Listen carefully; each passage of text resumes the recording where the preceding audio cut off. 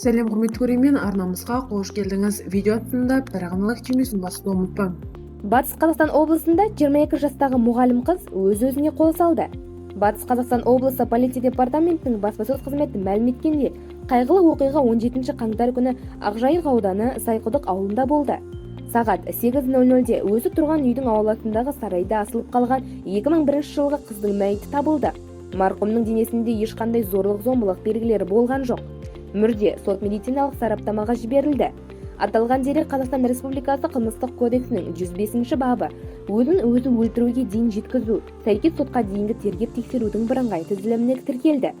Тергеу амалдары жүргізіліп, қылмыс құрамы болмауына байланысты іс қысқартырылды, деп хабарлады ведомство.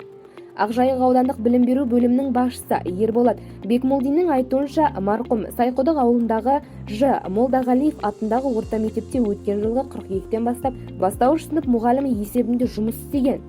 Өзі Базаршолан ауылынан болғандықтан, Сайқұдықта жақын ағайынның үйінде тұрған.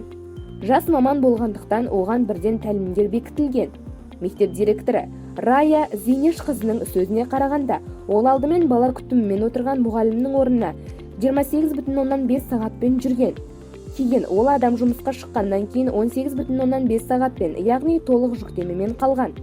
Жас маман болғаннан кейін барынша қолдау көрсетілген. 20 желтоқсанда ауырып, соқыр ішектен 2 рет ота жасалып, жұмысқа 13 қаңтар күні шыққан. Мектеп директорынан 2 рет пәтер сұрап өтініш айтқан. Қайтыс болардан бір күн бұрын үйдегі балаларға сабақ беруге барғанда мектепке келмеген. Мектеп басшылары жарақатын ауыстырып жүрген болар деп іздемеген. Мұғалім қыздың не себеппен асылып қалғаны белгісіз болып отыр, деді Қазақпарат тілшісіне Бекмолдин.